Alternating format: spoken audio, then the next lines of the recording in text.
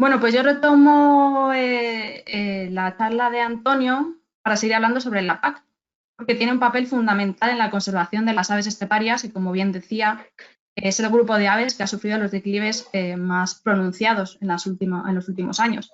Y como caso paradigmático, pues tenemos ahí al sisón, que ya Manuel Morales nos ha comentado de manera muy detallada sobre esta especie. Detrás del declive de las aves esteparias está, sin lugar a duda, la intensificación agrícola. Es un proceso que comenzó a mediados del siglo pasado y que lo que busca es maximizar la productividad de los cultivos. La intensificación agrícola tiene múltiples efectos y uno de los más relevantes para las aves es precisamente la pérdida de hábitats con vegetación natural o seminatural y en concreto los barbechos, que es en lo que yo voy a centrar esta parte de la charla. Quiero recordar, porque está la diferencia entre el barbecho blanco y el barbecho con vegetación. El barbecho relevante para las aves es aquel que tiene vegetación, precisamente porque aporta lugares donde las aves van a alimentarse y a nidificar. Y un estudio muy reciente, precisamente lo que nos muestra es que el declive de las aves vinculadas a zonas agrícolas está muy estrechamente relacionado con la pérdida de la superficie de barbecho en España. Y me gustaría recalcar que es precisamente España, el país de la Unión Europea, que tiene una mayor superficie de barbecho. En concreto, engloba casi el 50% de la superficie europea declarada como barbecho. Desafortunadamente, la PAC ha tenido un papel muy importante en este declive en la superficie de barbecho, que ha sido generalizada en la mayor parte de los países de la Unión Europea, sobre todo a partir de que el año 2008 desapareció la normativa que obligaba a los agricultores a mantener un 10% de sus tierras en barbecho. En realidad, esta medida de mantener las tierras en barbecho fue una medida que nada tenía que ver con la conservación de la biodiversidad, sino que los motivos eran económicos, pero que reportaba unos beneficios muy relevantes para las aves.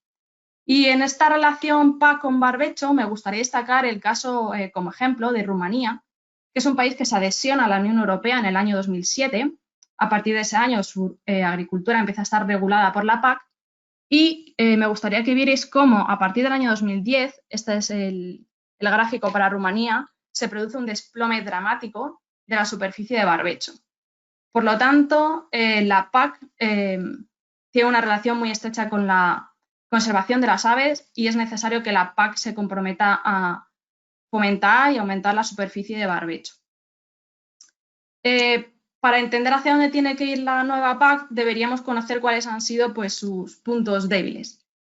Y vamos a ver qué es lo que ha pasado con la última reforma, la que está vigente todavía desde 2014 a 2020.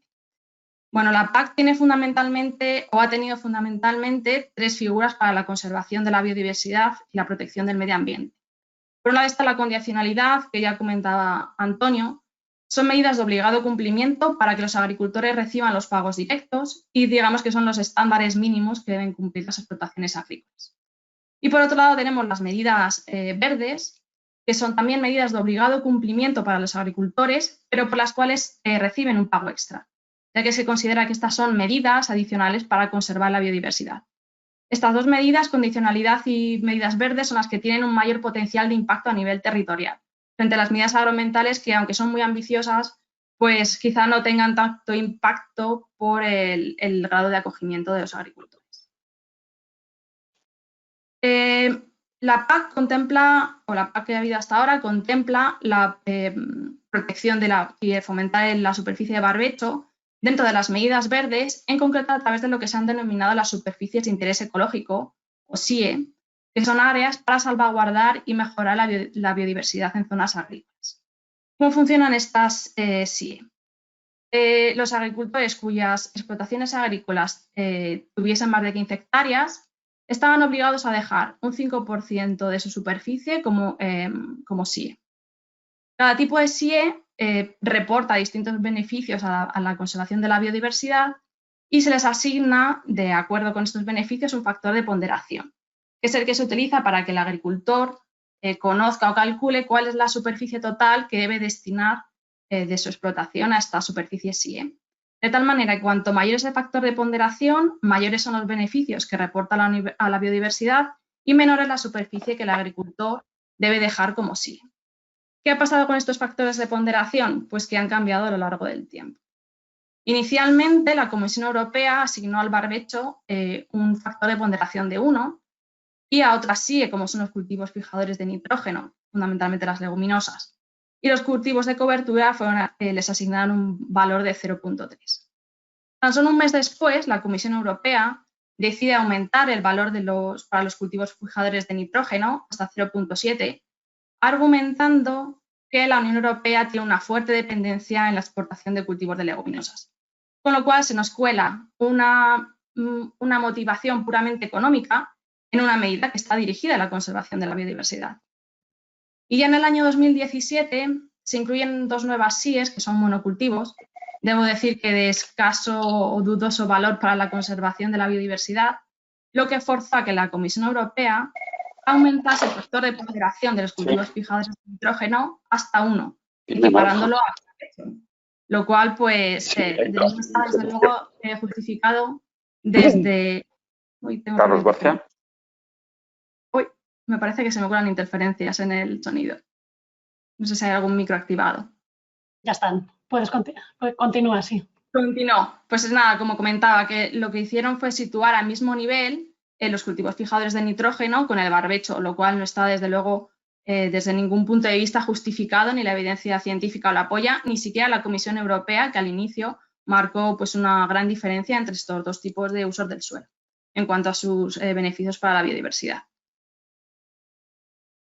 Como resultado de estos vaivenes en los factores de ponderación, pues lógicamente los agricultores han acogido mayoritariamente a las SIE productivas, porque no solo les reporta ese pago extra de la PAC, sino que además obtienen una rentabilidad. Mientras que el barbecho ha quedado, bueno, pues relegado a tan solo un 25% de la superficie declarada como SIE en Europa. Con todo esto, ¿qué retos afronta la nueva PAC? Que, como comentaba ya Antonio, va a sufrir cambios importantes, y uno de ellos va a haber un cambio de enfoque, se va a pasar del cumplimiento de normativas al cumplimiento o la consecución de objetivos, entre los que se encuentra la protección de los paisajes, la biodiversidad y los servicios ecosistémicos. Va a tener supuestamente una condicionalidad mucho más estricta, resultado de unir tanto la antigua condicionalidad como las medidas verdes, y aquí debemos retornar a la obligatoriedad de mantener un porcentaje de las tierras agrícolas en barbecho, porque es fundamental para asegurar que las aves de estas zonas agrícolas, en concreto las aves esteparias, dispongan de una superficie mínima de hábitat potencialmente adecuado para mantener las poblaciones de las aves esteparias. Pero no debemos cesar en buscar fórmulas que resulten tanto beneficiosas para el medio ambiente como para los propios agricultores, porque al final es la mejor manera de garantizar que los agricultores se acojan a las medidas más beneficiosas. Y en este sentido, lo que proponemos desde mi grupo del DIREC es que dentro de los nuevos ecoesquemas se incluya la gestión del barbecho enfocada a las aves esteparias. Un buen número de especies esteparias prefieren zonas donde la vegetación no sea excesivamente alta ni muy densa.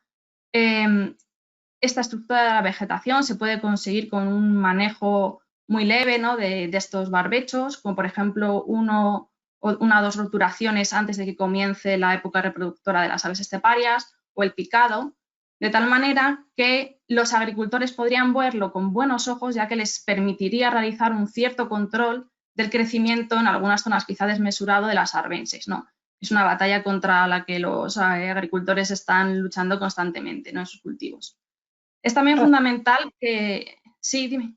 No, nada, que más o menos para que vayas concluyendo. Me quedan ya 2 puntos. Vale. Es fundamental también que la formulación de la normativa sea muy clara sobre qué medidas pueden realizar y cómo las deben implementar. Porque uno de los motivos por los cuales los agricultores nos han acogido a las medidas que tienen más beneficios para la biodiversidad, como puede ser, por ejemplo, mantener elementos paisajísticos, se debe a las dudas que le genera la normativa sobre si pueden incurrir en incumplimientos que les lleven a sanciones. Y por último, es muy importante igual hacer una labor pedagógica desde el ámbito científico y, como veíamos ayer con los proyectos LIFE, constituye un ejemplo excelente. Hay que desmitificar un poco que las medidas de conservación de la biodiversidad confrontan con los intereses de los agricultores. De hecho, es todo lo contrario, porque mantener unos agroecosistemas en buenas condiciones no hace más que garantizar la sostenibilidad del sistema a largo plazo. Y nada, hasta el final. Ya Muchas gracias. Claro. Bueno, a la Fundación por invitarme a participar en estas sesiones y a los asistentes por escuchar la charla.